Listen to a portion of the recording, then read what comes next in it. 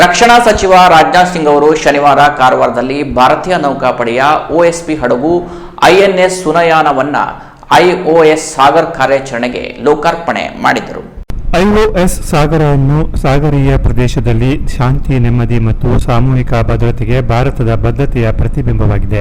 ನಮ್ಮ ನೌಕಾಪಡೆ IORನಲ್ಲಿ ಸ್ನೇಹಿ ರಾಷ್ಟ್ರಗಳ ಸಾರ್ವಭೌಮತ್ವವನ್ನು ರಕ್ಷಿಸುತ್ತದೆ. ಸಾಗರ ಉಪಕ್ರಮದ 10ನೇ ವಾರ್ಷಿಕೋತ್ಸವ ಮತ್ತು ರಾಷ್ಟ್ರೀಯ ಸಾಗರ ದಿನದ ಸಂದರ್ಭದಲ್ಲಿ ಈ ಧ್ವಜಾರೋಹಣ ನಡೆದಿದೆ. ಪ್ರಧಾನಿ ನರೇಂದ್ರ ಮೋದಿ ಅವರ ಮಹಾಸಾಗರ ಉಪಕ್ರಮವನ್ನು ಸ್ಮರಿಸಿದ ರಕ್ಷಣಾ ಮಂತ್ರಿ, IOS ಸಾಗರ್ನ ಪ್ರಯಾಣವನ್ನು ಪ್ರಾರಂಭಿಸಲು ಇದಕ್ಕಿಂತ ಉತ್ತಮ ಸಮಯ ಬೇರೆ ಇರಲಾರದು ಎಂದರು.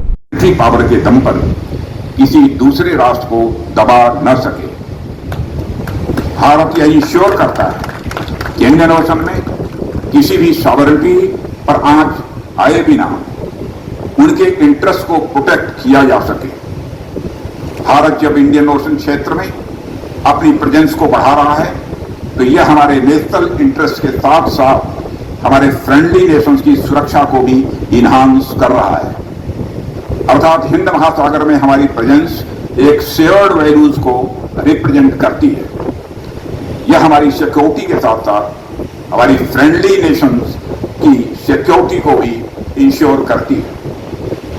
साथियों, इसके अलावा आप देखें तो पूरे इंडियन ओशन रीजन में किसी भी दुर्भाग्यपूर्ण आपदा के समय या किसी भी मुसीबत के समय भारतीय नौसेना फर्स्ट रिस्पॉन्डर के तौर पर उभरी है. Comoros, Kenya, Madagascar, Maldives, Mauritius, Mozambique, Seychelles, Sri Lanka ಮತ್ತು ಟಾಂಜಾನಿಯಾ 44 ನೌಕಾ ಸಿಬ್ಬಂದಿಯೊಂದಿಗೆ ಹಡಗಿನ ಧ್ವಜಾರೋಹಣವು ಪ್ರಾದೇಶಿಕ ಸಾಗರೀಯ ಭದ್ರತೆ ಮತ್ತು ಅಂತಾರಾಷ್ಟ್ರೀಯ ಸಹಯೋಗದಲ್ಲಿ ಭಾರತದ ಬದ್ಧತೆಗೆ ಮಹತ್ವದ ಹೆಜ್ಜೆಯಾಗಿದೆ. ನೂತನ ಹಡಗು ಡಾರ್ ಎಸ್ ಸಲಾಂ, ನಕಾಲಾ, ಪೋರ್ಟ್ ಲೂಯಿಸ್ ಮತ್ತು ಪೋರ್ಟ್ ವಿಕ್ಟೋರಿಯಾಕ್ಕೆ ಭೇಟಿ ನೀಡಲಿದೆ. ಅಂತಾರಾಷ್ಟ್ರೀಯ ಸಿಬ್ಬಂದಿಗೆ ಕೊಚ್ಚಿಯಲ್ಲಿ ತರಬೇತಿ ನೀಡಲಾಗುವುದು. Fire fighting, damage control, bridge operations ಸೇರಿದಂತೆ 8 ರೀತಿಯ ತರಬೇತಿ ಕಾರ್ಯಕ್ರಮಗಳು ನಡೆಯಲಿವೆ ಎಂದು ಮಾಹಿತಿ ನೀಡಿದರು. ಇದೇ ವೇಳೆ 2,000 ಕೋಟಿ ರೂಪಾಯಿ ಮೌಲ್ಯದ ಪ್ರಾಜೆಕ್ಟ್ ಸೀಬರ್ಡ್ ಅಡಿಯಲ್ಲಿ ನಿರ್ಮಿತ ಆಧುನಿಕ ಕಾರ್ಯಾಚರಣಾ ದುರಸ್ತಿ ಮತ್ತು ಲಾಜಿಸ್ಟಿಕ್ ಸೌಲಭ್ಯಗಳನ್ನು ಉದ್ಘಾಟಿಸಿದರು.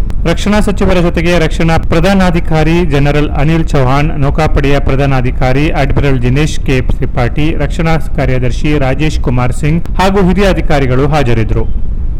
Canara plus news, Karwar.